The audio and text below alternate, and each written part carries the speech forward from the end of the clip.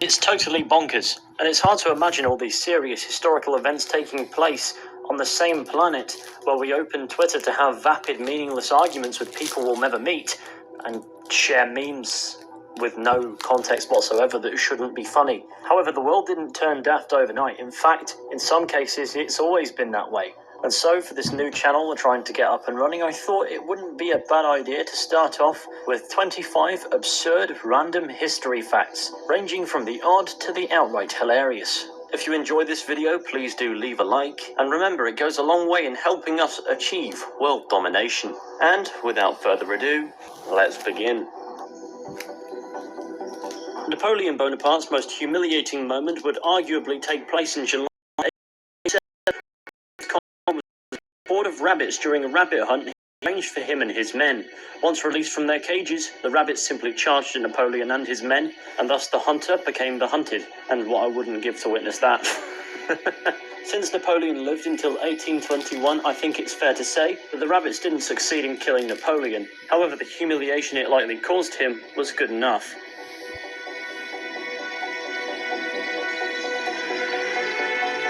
In France, during the year 1386, a pig was arrested, imprisoned, tried in a court, and executed for murdering a child. Though not unique for an animal to be put on trial in the Middle Ages, it is still a silly thought.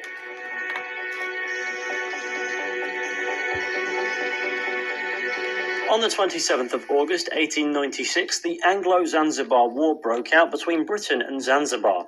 It ended 38 minutes later, with one British sailor wounded, and on Zanzibar's part, roughly 500 were either wounded or killed, including military and civilian alike. This is considered to be the shortest war in history, and it didn't last as long as half a football match.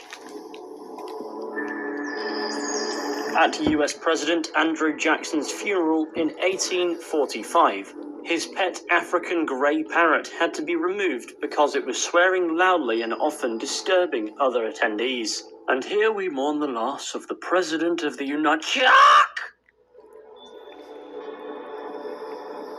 Following the death of Israel's first president in November of 1952, the presidency was offered to Albert Einstein, who declined, citing he didn't have the natural aptitude to properly deal with people.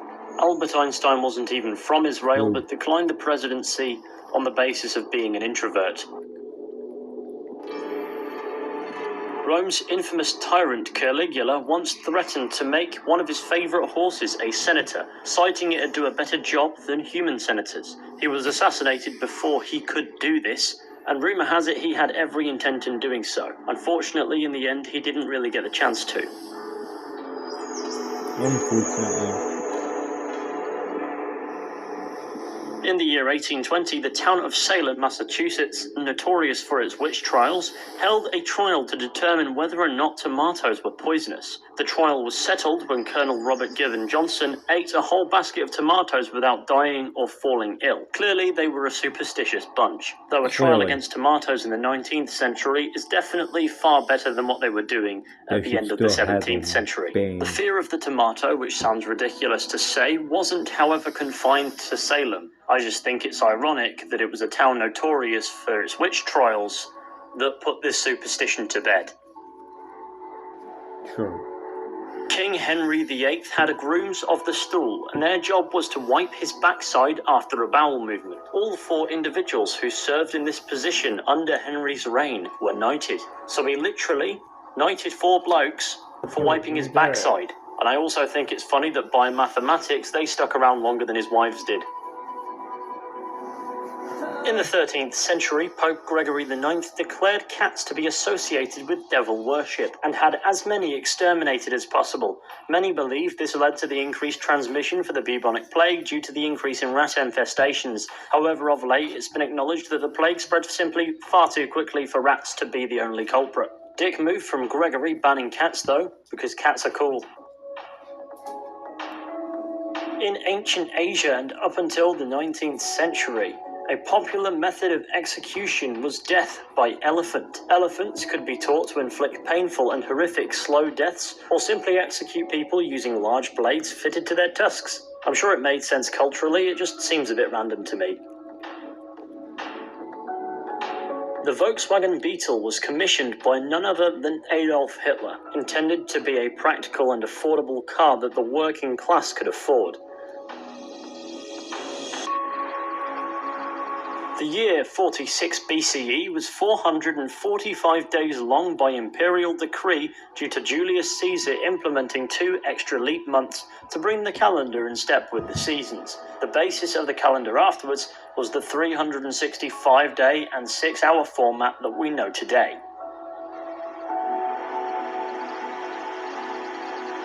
Cuban dictator Fidel Castro was targeted in over 600 plots to kill him, and the methods of some of these attempted assassinations were equally as Hitman-level absurd as the number of attempts on his life.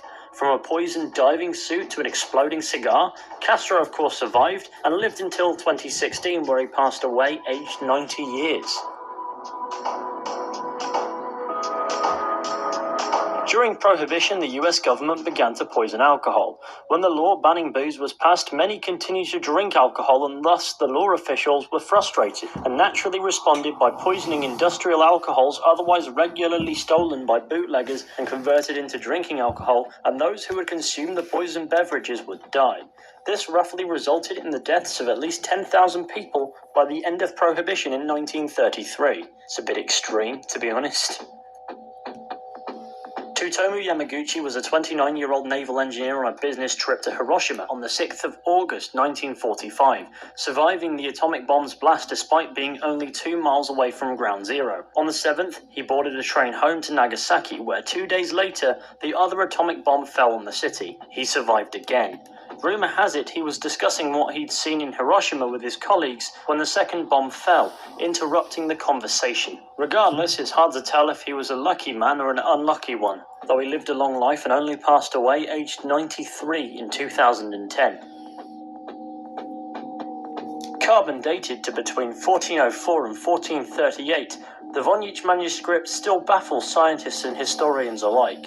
Written in an unidentified language, it's unclear if this was intended as a code or plain gibberish deliberately to fuck with historians.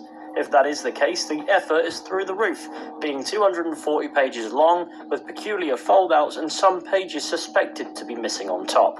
Many illustrations of plants and animals in the book also cannot really be identified, and I'm sure you'll find no shortage of theories about its purpose. If you want a mad tilt perspective, less time has passed between Cleopatra's reign of ancient Egypt and the invention of the smartphone than between her reign and the pyramids themselves being built. American President Lyndon B. Johnson would continue his interview whilst on the toilet. He'd have reporters and aides follow him into the bathroom in order to continue his meeting or interview whilst exposing his presidential genitals to take care of some plumbing. I'm sure that was an awkward experience for everybody but him. In 1985, oceanography professor Robert Ballard embarked on a mission to search for the RMS Titanic, which sank in 1912. That was the public story, however it was actually a front for searching for nuclear submarines lost in the 1960s as part of a secret mission. However, due to finding said submarines earlier than expected, Ballard's team did actually search for and find the wreckage of the RMS Titanic on the 1st of September. When forks were introduced to Italy in the 11th century, religious leaders referred to them as blasphemous, as eating with artificial hands offended the Lord. And if that's all it takes to offend God, I wonder what he thinks of Twitter. There's no evidence to suggest the church as a whole banned the usage of forks, however individual Roman Catholic leaders on occasion expressed a dislike for it, and what a ridiculous thing to get het up about. I have another fun Hitler fact for you. According to medical records, Adolf Hitler took up to roughly 30 different drugs regularly at one point or another to contain his incessant and uncontrollable farting problem. I'd insert a gas joke here, but it'd be inappropriate. Between the years 1898 and 1910, heroin was distributed as a cough medicine. Side effects include scratching for more, I suppose. During the 1930s, Australia technically went to war with emus. On one occasion, the Australian Army found 1,000 emus grouped together and attempted to kill them. The emus won the war in the end. The unsuccessful attempt to curb the population of emus in Australia. In 1866, Liechtenstein sent out an army of 80 soldiers to participate in the Austro-Prussian War. None of the soldiers were killed, and 81 came back, as they'd made a friend. The country's army was disbanded 2 years later and has remained neutral ever since. And I think that's for the best because they're clearly too powerful.